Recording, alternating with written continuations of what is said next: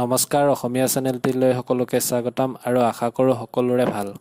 এই ভিডিঅ'টোত মই আজি মোৰ ইউটিউবত কৰা কেইটামান ভুলৰ বিষয়ে ক'বলৈ ওলাইছোঁ। ইউটিউবত মই প্ৰথম ভুল কৰিছোঁ, মোৰ বোধেৰে ভুল যেন লাগিছে।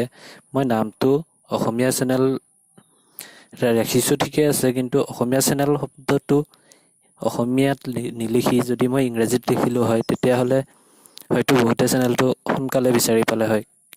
কাৰণটো হ'ল বহুতে অসমীয়াত চাৰ্চ নকৰে, মানে অসমীয়া কীবৰ্ড ইউজ নকৰে, সেইবাবে মোৰ চেনেলটো বিচাৰি পোৱাত বহুতো টান হয়। আৰু তাৰ পাছত দ্বিতীয়টো ভুল হৈছে, মই কেতিয়াও ভিডিঅ'টো আপলোড কৰি টাইটেলটো মাত্ৰ দিছিলোঁ, তাত কোনো ধৰণৰ ডেছক্ৰিপশ্যন বা টেক্সট ব্যৱহাৰ কৰা নাছিলোঁ। ডেছক্ৰিপশ্যন বা টেক্সট ব্যৱহাৰ নকৰিলে ভিডিঅ'টো বিচাৰি পোৱাত বহুতেই টান হয়।